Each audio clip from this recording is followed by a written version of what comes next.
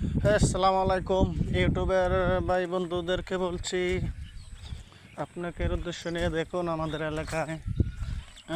যাই হোক, শেষ পর্যায়ে এসে গেলাম এক ফিশারির মধ্যে দেখতে, একবারে বর্ডার। এই হচ্ছে আমাদের ফিশারি। দেখুন আপনাদের